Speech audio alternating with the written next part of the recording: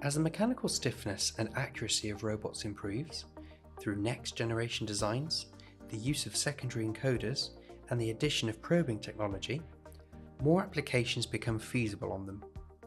Some of these exciting applications include subtractive techniques such as milling, polishing, and deburring.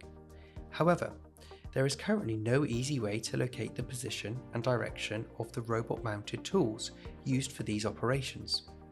Recent attempts make use of sacrificial test cuts in a billet of material, then iteratively correct the spindle location until the result is acceptable.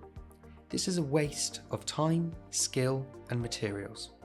It adds unnecessary job setup time and ensures the process isn't scalable to higher volumes.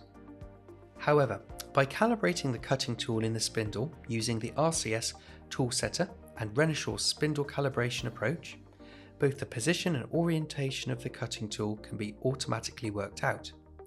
This automates and speeds up this essential setup step and provides a rapid definition of the cutting tools used.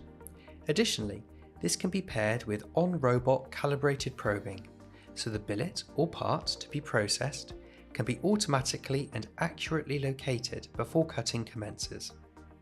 As the tool and the part are understood in the robot's coordinate system, this also makes offline programming possible. So if many variants of parts and different tools are required, a quick check and automatic setup can be run before each part is worked on, ensuring a quality finish every time.